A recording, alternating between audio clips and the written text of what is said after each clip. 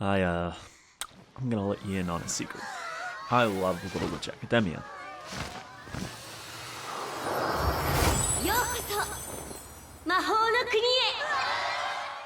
Enchanted Parade begins with a familiar sight. Susie is being particularly witchy, attempting to brew up some sort of foul concoction while Akko argues against it, buffooning her way into creating a mess. A mess that not only gets her and Susie in trouble with the staff of Luna Nova, but Lotta too, who's always trying to be the voice of reason amongst the trio. This time they've brought a giant vicious mushroom to life in class, and of course the teacher ends the terror alongside who else but Luna Nova's premier witch, Diana. Cue this.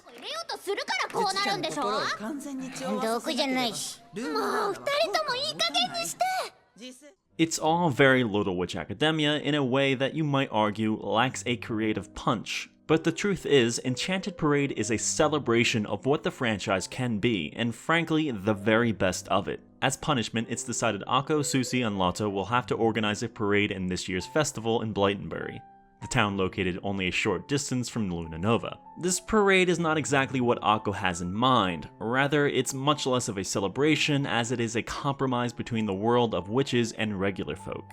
Fiction takes from reality as the world of Little Witch Academia suffered from witch hunts in the Middle Ages. Despite witches now being more accepted, they're still treated poorly for being who they are.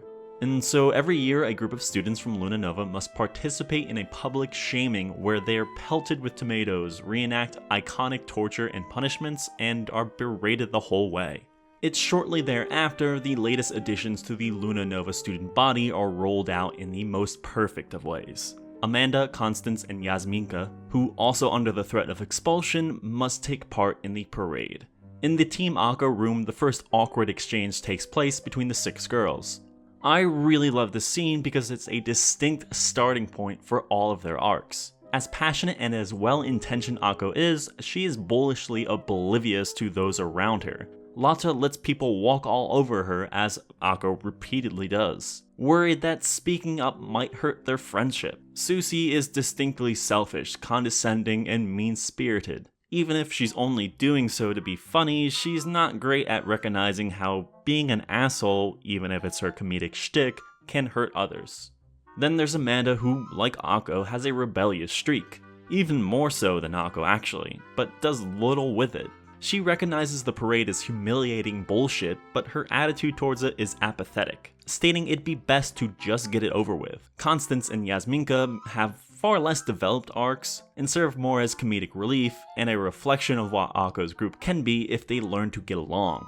What is equally important as the storytelling taking place is what is physically appearing on screen. Look how the impact of Akko's fist into the pillow reverberates through her whole body, and then out to the bed she's sitting on. From how she jumps off the bed and you can see the exertion of force throughout her entire model. How she slides her way over to Yasminka in a simple yet cartoonish fashion, imbued with comedic flavor.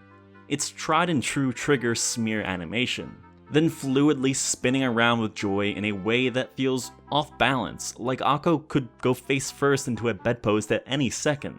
Minutes later, we get this from Amanda while she's teaching the girls how to pole broom dance. Just like with Akko, the animation is liquid smooth, but there are a number of differences in the presentation.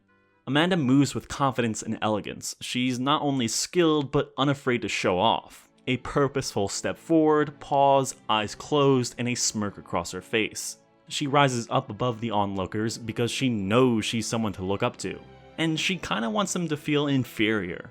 Swooping in close, nearly hitting their heads, but confidently avoiding them in the nick of time. Landing with a few last moves, hold a difficult pose, a close-up of her face, and that arrogant smirk.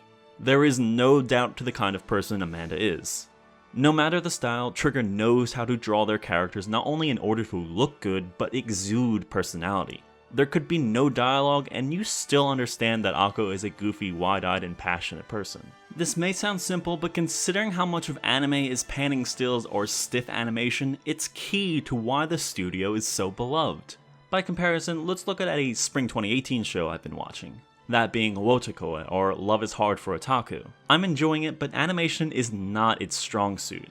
At no point do I look at any of these characters and get a good sense for who they are, in a way that makes me feel like, okay, they're definitely otaku. The animation, even the goofy faces, nothing really says it, because what these characters are meant to be visually is young, successful, attractive, and fashionable. And they sure are, and I do enjoy that aspect, but the otaku bits feel tacked on in service of creating relatable content for the anime consuming audience, which the show has plenty of narrative issues with too, and ends up being a bit too otaku bait for my tastes. Even in the OP, there's this really terrific bit that says nothing of these casts being otaku. Again, they come off as young and attractive 20-somethings doing a goof on social media.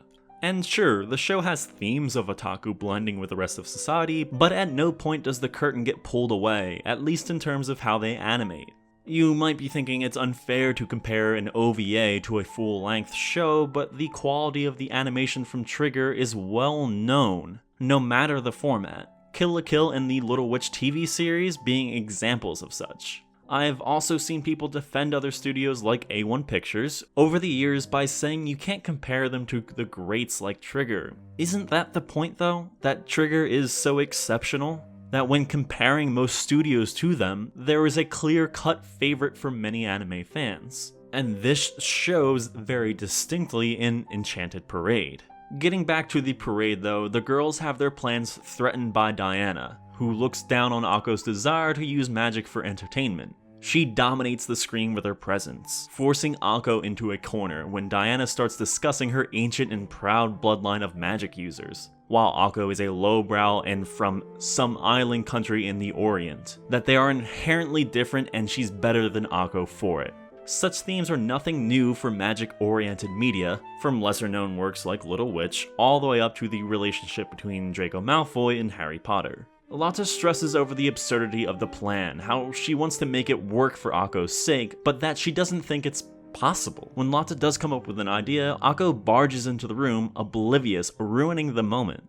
Clearly, Akko isn't doing this out of malice. She does propose all of the girls dress up as the heroic white mage so that no one person has all of the glory. But she is ignoring the hard work Lotta is putting in for Akko's sake, trying to force her into singing even though she's embarrassed. One thing leads to another, and the scroll where Lotta's ancestral song is recorded gets torn in half. And so Lotta finally gets fed up with Akko, kicking her out of the room and avoiding her over the course of the next day. This places Susie in a position she's usually not. Now she has to be the reasonable one, a role more often than not filled by Lotta. Given that Lotta is tired of dealing with the group's dysfunctional relationship, she's now an active negative presence. Meanwhile, Akko is forced to realize that her selfish ways are hurting her friends. This changing of the dynamic not only makes for good humor, but resonates with one of the franchise's biggest themes, that no one gets by in life alone. That friendship is the give and take of an ever-evolving relationship, one that is going to have highs and lows. But ultimately, it's important to learn from those you surround yourself with, voluntarily or not, in order to better yourself as a person. And it's important to surround yourself with a multitude of personalities, a multitude of walks of life. Different minds from different cultures. I've always been interested in culture. It's why my mom got me a History Channel magazine subscription when I was an early teen. It's why I find watching international soccer, whether it be the UEFA Championship or the World Cup, so fascinating. It's why, unlike a lot of fellow Americans, I don't totally suck at geography. It's why I love media from all walks of life, all corners of the world. It's why I love Little Witch Academia, who centers itself around an eclectic cast. For example, Japanese, Irish American, Finnish, Filipino, English, Kenyan, Serbian, Fish, Italian. The entire cast plays off their culture and bucks the trends too. Constance isn't just German engineering. Diana isn't just a pompous English aristocrat. True individuals coming together to form a functioning society, to learn, make friends, find love, making the world a better place by ending the witch punishment parade and instead showing off that they're not just miserable, evil hags hovering over black cauldrons. Even within Luna Nova, there is classism and racism. As I mentioned earlier, Diana does look down on Akko, and it's not entirely just because Akko's a goofball. She belittles her for not being highborn, and this is something that Diana has to come to terms with over the course of the entire franchise. But we see bits of it happening here. By the end, she cracks a little. She starts to see Akko as more than just that idiot. She starts to see a little bit of her in Akko.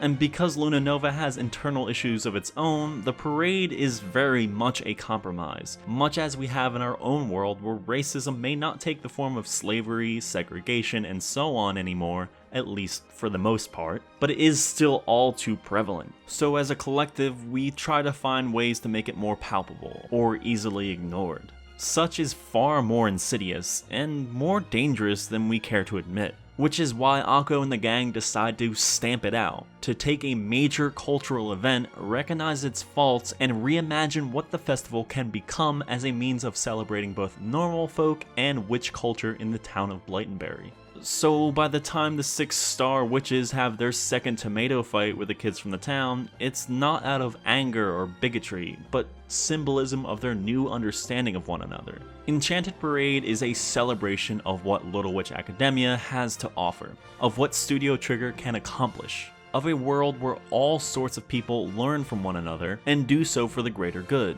This is why it's my favorite piece of Little Witch Academia, a series I absolutely adore.